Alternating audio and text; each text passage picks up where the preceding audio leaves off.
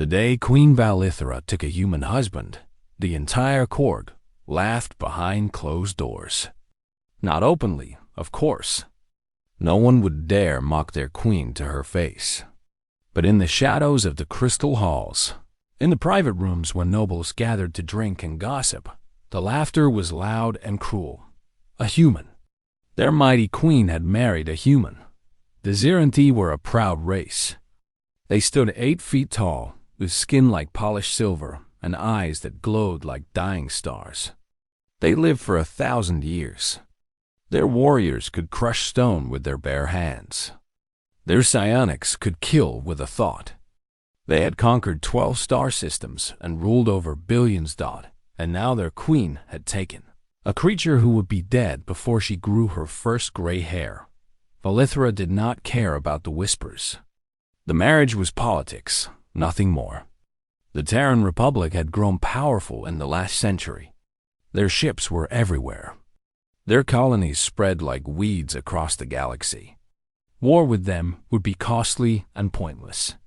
So the Galactic Council had proposed a union, a symbol of peace between two great powers. She had expected them to send a general, a scientist, someone impressive. Instead, they sent Elias Vance. He arrived on a small transport ship with no guards and no servants. He carried one bag made of old leather. He wore a simple gray coat that looked like it had seen better days. When he walked down the landing ramp and saw the 1,000 Ziranti warriors assembled to greet him, he simply smiled and gave a small wave. Valithra watched from her balcony high above. She felt her heart sink. This was her husband. This small, soft, ordinary man. The first months were strange. Elias did not try to impress anyone. He did not boast about human achievements or demand respect. He simply existed in the palace like a ghost, quiet and unremarkable. The nobles tested him, of course. Lord Crethon, the greatest warrior in the Dominion, challenged him to a duel on the 3rd day. Elias politely declined. The court laughed. Lord Crethon called him a coward in front of everyone. Elias just shrugged. "You are right," he said. "I am not a fighter. I would lose badly. Why would I accept?" The nobles did not know what to make of him. In Ziranti culture, refusing a challenge was shameful. But Elias showed no shame. He simply went back to reading in the library as if nothing had happened. He spent most of his time in the archives. The palace library held the collected knowledge of the Ziranti Dominion, stretching back 20,000 years. Elias read everything: history, science, poetry, philosophy. He learned their language in 3 months, faster than any alien had before. He asked questions that surprised the old scholars, questions that showed he actually understood what he was reading. But no one cared. He was still just a mortal. The pet. The joke. Valithra spoke to him rarely at first. They had separate rooms, separate lives. She ruled an empire. He read books and took walks in the gardens. Then, one evening, she found him on her private balcony. He had built a small garden there. Wooden boxes filled with soil, holding strange plants she did not recognize. He was on his knees, his hands covered in dirt, carefully arranging small white flowers. "What are you doing?" she asked. He looked up at her without fear. Most beings trembled before the queen of the Ziranti. He just smiled. "These are jasmine flowers," he said. "From Earth, they smell beautiful at night. I thought you might like them." She stared at him. No one had given her a gift in 200 years. Not a real gift. Not something simple and personal. Why? She asked. He thought about it for a moment. "Because your balcony was empty. And empty things make me sad." She did not know how to respond. So she said nothing and walked away. But that night, she opened her window. The smell of jasmine drifted in, soft and sweet. She breathed it in for a long time before she slept. The months turned into years. Elias remained quiet. He tended his garden. He read his books. He attended court functions and stood in the corner, watching everything with those calm brown eyes. Sometimes Valithra would catch herself watching him. There was something strange about the way he observed things. He noticed details that others missed. Once, he warned her that Lord Sithan was planning to betray her. She investigated. He was right. She never asked how he knew. They began to talk more. Small conversations at first, then longer ones. He told her about Earth, about blue oceans and green forests and cities that sparkled at night. He told her about human history, about their wars and mistakes, about the hard lessons they had learned. One night, he made her laugh. Actually laugh. A real laugh that came from somewhere deep inside her. She could not even remember what he said. Something silly about a human animal called a duck. She hated herself for laughing. She was a queen. He was a mortal who would be gone in a blink of her long life. She should not care about him, but she did. A little. Despite everything, the court still mocked him. They called him the pet, and the soft one, and the queen's mistake. He never seemed to mind. He just smiled and nodded and went back to his garden. 3 years passed. The galaxy stayed at peace. The Zirinthi dominion grew stronger. Valithra focused on her empire and tried not to think about the quiet human who lived in her home. Then, on a cold morning in the 3rd year, the sky went dark. Valithra was in her throne room when the alarms began. Screens flickered to life all around her, showing the same impossible image. Ships. Thousands of ships. Black as night and shaped like nothing in any database. Her generals rushed in, shouting reports. Her admirals called for the fleet. Her advisors screamed about ancient prophecies and forgotten enemies. The Kethvori had returned. She had heard stories about them as a child. Monsters from the old times. Devourers of worlds. They had been silent for 10,000 years. Everyone thought they were dead. They were not dead. Valithra stood frozen as she watched the black ships fill her sky. For the first time in 600 years, she felt real fear, and somewhere behind her, in the chaos of the throne room, Elias Vance watched the screens with eyes that held no surprise at all. As if he had been waiting for this moment all along. The Kethvori ships hung in the sky like a disease. They blocked out the twin suns of the throne world. For the first time in living memory, the great capital city fell into shadow at midday. Valithra stood on her command deck, surrounded by screens and shouting officers. Her fleet was mobilizing. 300 warships, the pride of the Zirinthi dominion, rising to meet the enemy. It was not enough. She knew it in her bones. But she was a queen. She had to try. All ships, attack formation, Admiral Kethros commanded. His silver face was tight with fear, but his voice was steady. Target the lead vessels. Fire at will. The Zirinthi fleet opened fire. Bright beams of plasma cut across the darkness. Missiles streaked toward the black ships. The attack was beautiful and terrible, enough firepower to crack a moon. The Kethvari ships did not even slow down. The weapons splashed against, their hulls like water against stone. The black metal absorbed everything. No damage. No reaction. Nothing. Then the Kethvari fired back. Valithra watched her warships die. 1 by 1. Then 10 by 10. The enemy weapons were something she had never seen before. Dark beams that made ships simply disappear. Not explode. Not burn. Just gone. As if they had never existed. In 10 minutes, half her fleet was dead. In 20 minutes, only scattered survivors remained. Admiral Kethros was screaming orders that no one could follow. Generals were arguing about retreat or surrender. The throne room had become chaos. Then every screen in the room flickered. The shouting stopped. A face appeared. The Kethvari high speaker. It was horrible to look at. A head that was too long, covered in black shell. Eyes that were just holes filled with pale light. A mouth that opened sideways, revealing rows of teeth that curved inward. When it spoke, the translation was perfect. The HFY had studied them well. Little silver creatures, it said. Its voice was like stones grinding together. We remember you. You were young when we last fed. You are still young now. Valithra stepped forward. She was the queen. She had to speak. I am Queen Valithra of the Zerinti Dominion. You have attacked our home without warning or cause. Explain yourself. The high speaker made a sound that might have been laughter.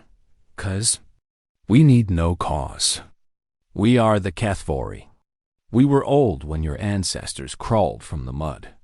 We have eaten civilizations greater than yours. We have swallowed stars.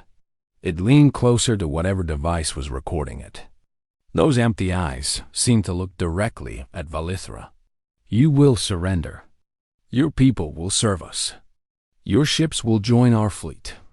Your worlds will feed our young. This is not a negotiation. This is simply what will happen. The screen went dark. The throne room was silent. Valithra could hear her own hearts beating. She could see the fear on every face around her. These were warriors, generals, leaders. And they were all terrified. She understood why.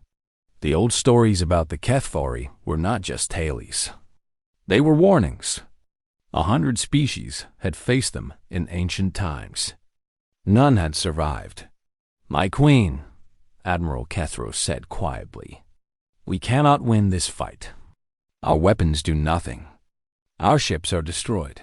Perhaps we should consider. He could not say the word, but everyone knew what he meant. Surrender. Valithra felt something cold settle in her chest. Was this how it ended? 600 years of rule, 20,000 years of Zerinti civilization, finished in a single day? There must be something, she said. Some weapon? Some ally? Something. No one answered. There was nothing to say. Then a voice spoke from behind her. Quiet, calm, almost gentle. I need to make a call. Everyone turned. Ilias stood near the back of the room. In all the chaos, no one had noticed him arrive. He looked the same as always. Simple clothes. Calm face. Hands in his pockets. Valithra stared at him. A call? We are facing extinction. What call could possibly matter? To some old friends, Elias said. He walked forward through the crowd. Generals and admirals stepped aside without thinking. There was something in the way he moved now, something different. Something that made even warriors give him space. He stopped in front of Valithra. For the first time, she noticed something in his eyes that she had never seen before. A depth, a darkness, a cold fire burning very far down. My queen, he said. And somehow, the way he said, it did not feel small. You should probably sit down for what comes next. What are you talking about? She demanded. What could you possibly do? You are one human. You have no army, no fleet. You are nothing. Elias smiled. It was not his usual gentle smile. This one had edges. That is what everyone is supposed to think. He walked to the main communications console. The officers there moved away from him without being asked. His fingers moved across the controls with a speed and certainty that surprised everyone watching. He entered a frequency that the Zerinti systems did not recognize. The console flickered and made strange sounds. Then Elias spoke. A single phrase. 10 words in a language that made the translation matrix shut down completely. The sounds were harsh and old, like rocks falling in an empty cave. For a long moment, nothing happened. Then the emergency sensors began to scream. New contacts. Hundreds of them. Appearing from nowhere, from folds in space that should not exist. Ships, human ships. But not like any in the Terran Republic's records. These ships were dark, angular, covered in symbols that seemed to move and shift. They were old in a way that Valithra could feel in her bones. Old and patient and very, very angry. At the head of the fleet was a ship so large it blocked out the stars behind it. Its name was written on its hull in a human script. The last. Kindness. Admiral Catharus was staring at his screens with his mouth open. That dreadnought is the size of a moon. We have nothing in any database about human ships like this. Nothing. Elias turned back to face the room. Every eye was on him now. The quiet gardener. The palace pet. The joke of the court. No, he said softly. You would not have anything in your databases. That was rather the point. He looked at Valithra. His face was calm, but his eyes burned. My name is Elias Vance. I am the Warden Exarch of the Obsidian Covenant. And I believe we have some old friends to welcome back to the galaxy. Outside, the human ships began to move toward the Kethvori fleet, and for the first time, the ancient devourers paused. The throne room had gone completely silent. Every Xeranthi stood frozen, staring at the human who had lived among them for 3 years as a joke and a shadow. Valithra found her voice first. The Obsidian Covenant. I have never heard of such a thing. No one has, Elias said. That is how we have survived for 10,000 years. 10,000 years. The number hung in the air like smoke. Admiral Catharus stepped forward. His voice shook slightly. Humans have only been traveling between stars for 300 years. Your species was not even united when we first made contact. What you are saying is impossible. Elias looked at him with something that might have been pity. Admiral, your people met the humans of the Terran Republic. Farmers, scientists, merchants. Good people who wanted peace and trade. He paused. But we are not the only humans in the galaxy. We have never been the only humans. He walked to the main display screen and pressed several buttons. Images appeared. Old images. Photographs and paintings and carvings from ancient times. 10,000 years ago, Earth was visited by another species. Not the Xeranthi. Not anyone you have met. They came in peace. They shared technology. They promised friendship. His voice grew cold. Then they tried to harvest us. Our bodies. Our minds. Our children. They saw humans as cattle, nothing more. The images changed. Cities burning. People running. Ships filling the sky. We fought back. We were primitive. We had nothing but stones and fire in our own hands. But we fought. For 200 years, we fought a war that should have ended us. More images. Humans with weapons that looked wrong. Humans in black armor. Humans standing over the bodies of creatures that Valithra did not recognize. We won. Elias said it simply, like he was stating that the sky was blue. We killed them. Every single one. We took their ships. We learned their secrets. And then we looked out at the stars and understood the truth. He turned back to face the room. The galaxy is not kind. It does not reward peace or mercy or hope. It rewards strength. Only strength. And so we made a choice. Some of us would go into the light. We would build the Terran Republic. We would trade and talk and pretend to be harmless. And some of us would go into the dark.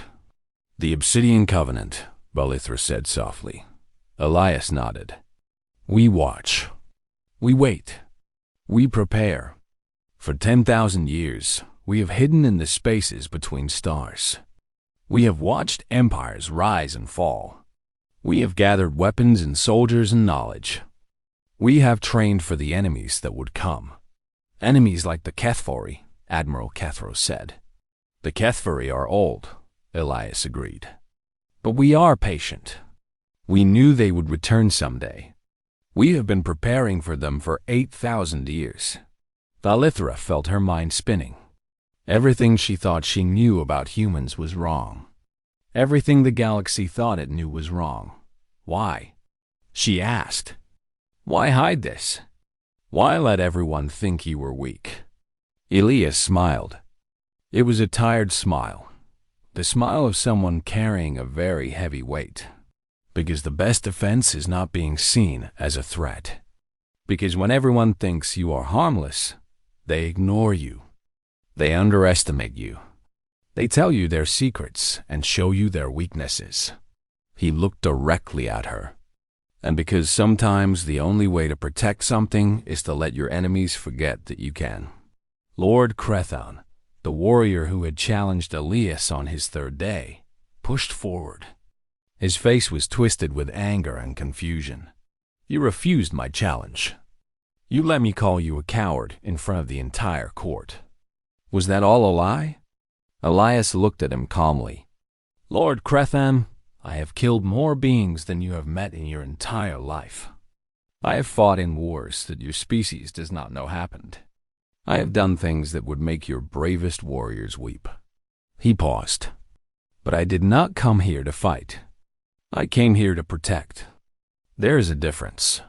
Lord Crethon had no answer to that. He stepped back, looking lost. On the screens, the human fleet was still moving. The ships were arranging themselves into a formation that the Ziranthi computers could not recognize. Some kind of pattern that made no strategic sense. Then the Kethvori fleet opened fire. The same dark beams that had destroyed the Ziranthi. Ships reached out toward the human vessels. Everyone in the throne room held their breath. The beams hit the human ships and scattered. They broke apart like light through a prism, spraying harmlessly into space. The human ships did not even slow down. Admiral Kethros made a choking sound. Impossible. Those weapons destroyed our ships like they were made of paper. How are your ships unharmed? The Kethvori use dimensional weapons, Elias said calmly. They phase their targets out of normal space. It is very effective against species who do not understand dimensional physics. He smiled slightly.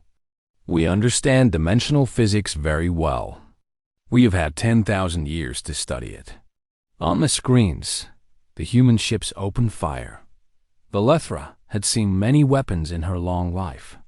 She had watched battles that burned across star systems. But she had never seen anything like this. The human weapons did not shoot beams or missiles. They shot something else. Something that looked like cracks in reality itself. Dark lines that spread across space and touched the Kethvori ships. Where those lines touched, the black ships came apart. Not exploded. Not destroyed. They simply unraveled, like cloth being pulled thread by thread. In seconds, vessels that had seemed invincible became clouds of loose atoms floating in the void. The Kethvori tried to run. Their ships turned, trying to flee. The human fleet moved faster. Much faster. They surrounded the enemy, cutting off every escape. On the screens, a new communication appeared. The Kethvori high speaker, its horrible face twisted with something that might have been fear. What are you?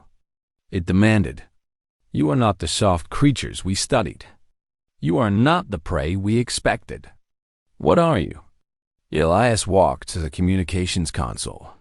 He pressed a button. We are human, he said calmly. And we have been waiting for you for a very long time. The screen went dark. Outside. The killing continued. Valithra watched her husband's fleet tear apart the ancient enemy like they were nothing. Like they were children fighting adults. Like they were the joke, and humanity was finally telling the punchline. She had married a gardener. A reader. A quiet man who made her laugh. She had married a monster, and she did not know how to feel about that at all. 3 days passed after the battle. 3 days of silence and confusion and fear. The Ziranthi Dominion had been saved.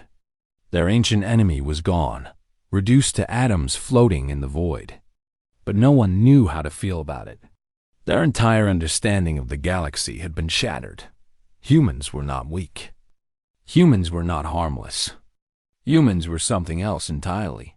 Something that had been hiding in plain sight for centuries. The noble families whispered in their private rooms, but now their whispers were different. No one mocked Elias Vance anymore. No one called him the pet or the joke or the Queen's mistake. They called him the Warden, the Shadow King, the monster in human skin. They were afraid of him now. All of them. Valithra spent those 3 days thinking. She attended to the matters of state that needed attention. She accepted the congratulations from other empires who were relieved that the Kithvari threat was gone. She listened to her advisors argue about what this meant for the future. But mostly, she thought about Elias Dodd. She had married him as a political tool. A symbol. A nothing. She had expected him to be decoration, something to show off at formal events and forget about otherwise. Instead, he had saved her world. He had revealed a secret that had been kept for 10,000 years. He had shown her that everything she thought she knew about the galaxy was wrong, and he still wanted to show her his garden. On the third night, she went to find him. He was on the balcony, as she expected. The night jasmine had bloomed. Small white flowers that glowed softly in the starlight, filling the air with a sweet, gentle scent. He sat on a small bench he had built himself, looking out at the city below. He looked tired. For the first time since she had met him, he looked like a man carrying a heavy weight. She sat down beside him. For a long moment, neither of them spoke. "The court is afraid of you now," she said finally. "I know. They think you are a monster. Perhaps I am." He did not look at her. "I have done monstrous things, Valithra. Terrible things. The Obsidian Covenant does not fight clean wars. We do what needs to be done, no matter how ugly it is. You saved us, yes." He was quiet for a moment. "But does that make it right? Does saving lives excuse taking them? I do not know anymore. I stopped knowing a long time ago." Valithra looked at him. Really looked at him. She had spent 3 years seeing a mask. The gentle gardener. The quiet scholar. The harmless human. Now she saw what was underneath. A man who had given up everything for duty. A man who had become a weapon so that others could remain innocent. A man who had chosen to carry the darkness so that others could live in light. "Why did you marry me?" she asked. "The truth this time." Elias smiled sadly. "The Covenant saw what was coming. We have watchers everywhere, even in places you cannot imagine. We knew the Kethvari would return within the decade. We knew they would strike the Zirinthi first, because you were the strongest power in this sector. So you came to protect us. I came to protect everyone." He finally looked at her. "But I stayed because of you." She stared at him. "What?" "I expected to find a cold queen on a silver throne. A politician. A symbol. Someone I would protect out of duty and nothing else." He reached out and touched one of the jasmine flowers gently. "Instead, I found someone who laughed at my jokes about ducks. Someone who stayed up late reading history because she genuinely wanted to understand her ancestors. Someone who cried alone in her room when Lord Vethan died in the border war, even though no one was supposed to see." "You saw that?" Valithra felt her face grow warm. "You were watching me even then?" "I was always watching. It was my job." He smiled. "But somewhere along the way, it stopped being just a job. Somewhere along the way, I started caring. About this world. About these people." He looked at her. "About you." Valithra did not know what to say. 600 years of rule had taught her many things, but they had not taught her this. "The Covenant ships are leaving tomorrow," Elias said. "They will return to the shadows. The galaxy will forget they exist, as they always do. In a few years, everyone will convince themselves that the human fleet was just a one-time thing. A strange event. Nothing to worry about, But you will stay. He was quiet for a long moment. That depends on you. I could leave. Return to the Covenant. Resume my duties there. You would be safe now. The Kethvari are gone, and word of what happened here will spread. No one will threaten the Zirantha Dominion for a very long time. Is that what you want?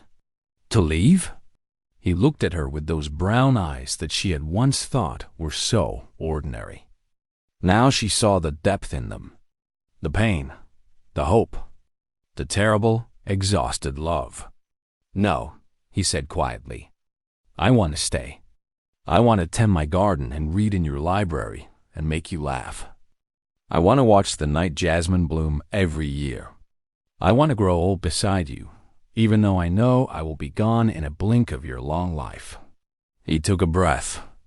But I will not stay if you do not want me. You did not choose this. You did not choose me. Not really.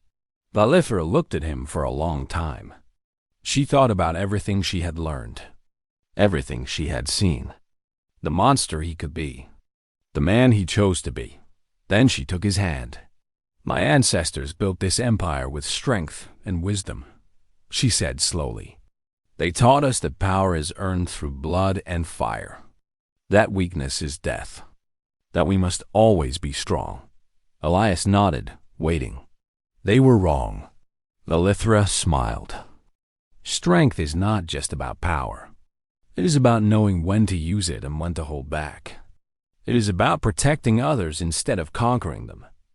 It is about choosing to be gentle when you could be terrible. She squeezed his hand. Those small, soft fingers that had commanded armies and killed monsters and still found time to plant flowers. You are the strongest person I have ever met. Elias Vance, not because of your fleet or your weapons or your covenant.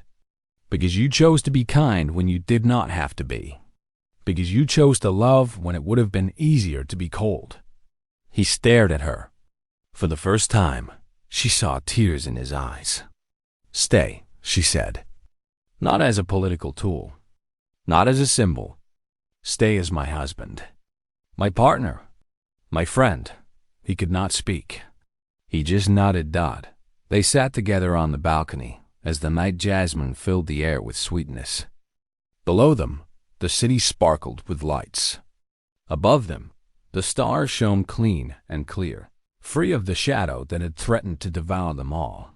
Somewhere out in the void, the Obsidian Covenant ships folded back into darkness.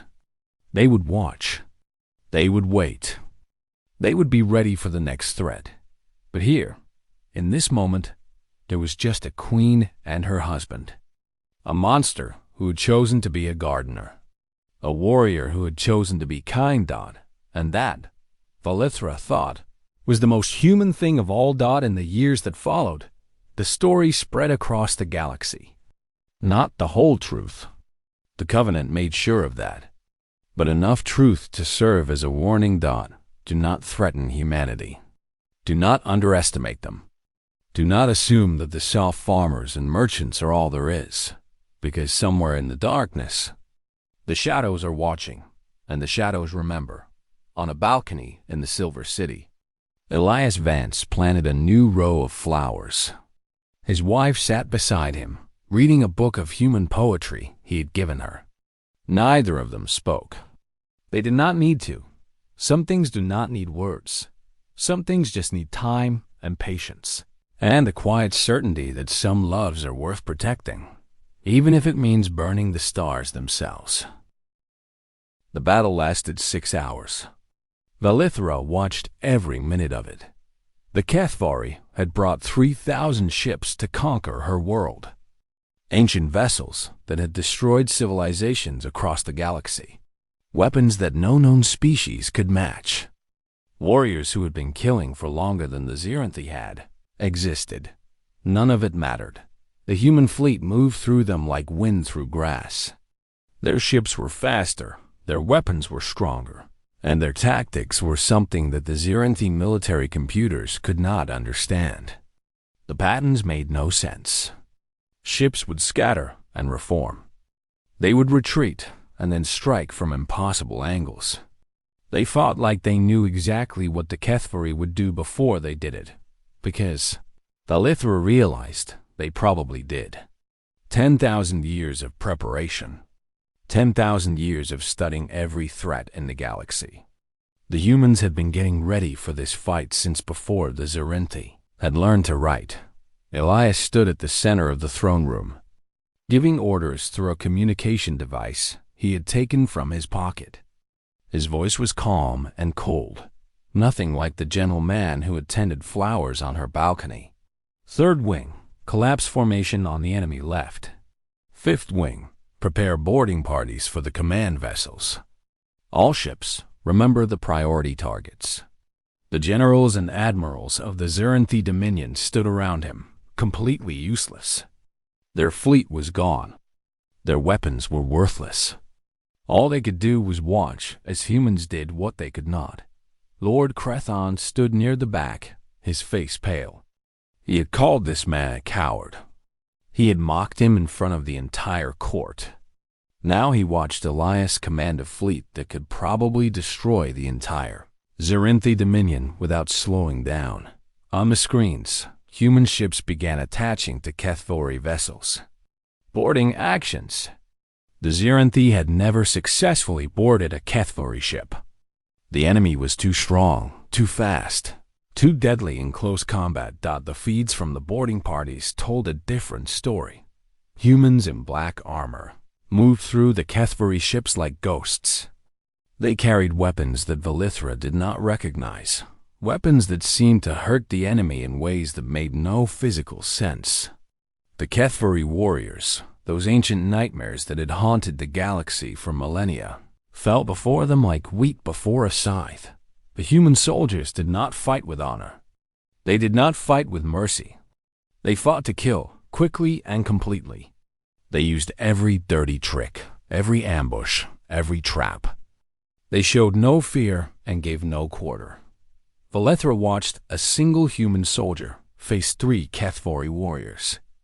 The aliens were twice his size, covered in natural armor, armed with blades that could cut through steel.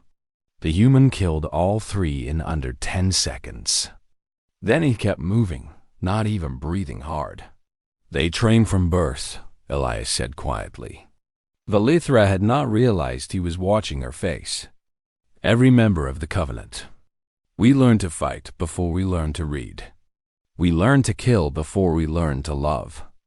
It is not a kind life, but it is necessary. Why? Valithra asked.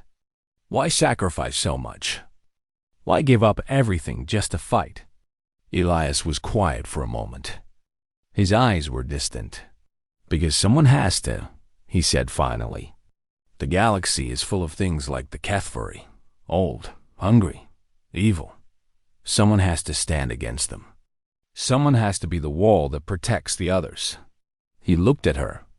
We chose to be that wall, so that others could live in peace, so that children could grow up without knowing what monsters look like. The battle continued. The HFY tried to regroup. The human fleet cut them apart. They tried to flee. The humans followed. They tried to surrender. The humans did not accept that surprised Valithra. They are offering to surrender. Why are your ships still attacking? Elias's face was hard. The HFY have destroyed over 100 species. Completely. Not conquered. Destroyed. Every man, woman, and child. Every world. Every memory. Gone. His voice was ice. We do not accept surrender from things like that. We accept extinction. The word hung in the air. Extinction. He said it so easily, like it was nothing. But Valithra understood. She had seen the records of what the HFY had done in ancient times. The planets they had stripped bare. The species they had erased from existence. Some crimes could not be forgiven. Some enemies could not be allowed to survive.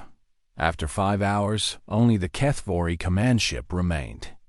It was massive, larger than any vessel Valithra had ever seen. It hung in space, surrounded by human ships, unable to escape. The high speaker appeared on the screens again. It looked different now, smaller. The arrogance was gone from its voice. "We will leave," it said. "We will return to the void. We will never come back. Just let us go." Elias looked at the screen for a long moment. Then he spoke. "No. We are offering peace," the high speaker said. "We are offering to disappear forever. What more do you want?" "I want to talk to you face to face," Elias said. "Open your ship. I am coming aboard." The throne room went silent. Admiral Kethros stepped forward. "That is suicide. Even weakened, their command ship will be filled with warriors. You cannot go alone." "I will not be alone," Elias said. "I will bring my shadow." He pressed a button on his communication device. A moment later, a figure appeared in the throne room. It had been standing in the corner the entire time, completely invisible until now. The figure was human. A woman, tall and thin, dressed in armor that seemed to eat the light around it. Her face was covered by a mask with no features.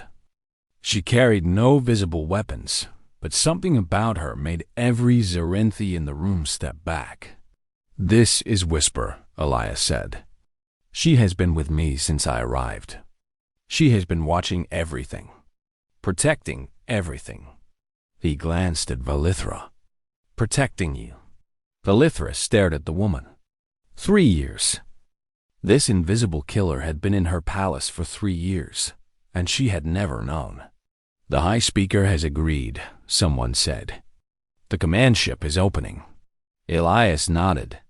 He walked toward the door, Whisper falling into step behind him. Valithra grabbed his arm. "What are you going to do?" He looked at her. For a moment, the cold general was gone. She saw her husband again, the gardener, the man who made her laugh. "I am going to end this," he said softly. "Wait for me." Then he was gone. 20 minutes later, the Kethvari command ship exploded. A shuttle flew away from the blast, moving fast. It landed in the palace docking bay. The doors opened, and Elias walked out. His coat was torn. There was strange blue blood on his hands and face. Whisper walked behind him, her armor smoking slightly. No one asked what had happened inside the enemy ship. No one wanted to know. In space, the human fleet began to move through the debris, destroying any Kethvari survivors. By morning, there would be nothing left. Not a single ship, not a single body, not a single trace. The ancient enemy would become a memory. And then, eventually, not even that. Elias walked back to the throne room. Every eye followed him. The generals and admirals who had dismissed him, the nobles who had mocked him, the warriors who had called him weak. He did not look at any of them. He walked straight to Valithra, stopped in front of her, and said, "I believe I promised to show you when the night jasmine bloomed. It should be opening tonight, if you are not too busy." Valithra stared at him. This man who had just personally killed an ancient horror. This man who commanded a secret army that could destroy civilizations. This man who had blood on his hands and death in his eyes. He wanted to show her flowers. She did not know whether to laugh or cry or scream. So she just nodded. "Tonight," she said. "I will be there." He smiled. The gentle smile she remembered, and walked away to clean the blood off his hands.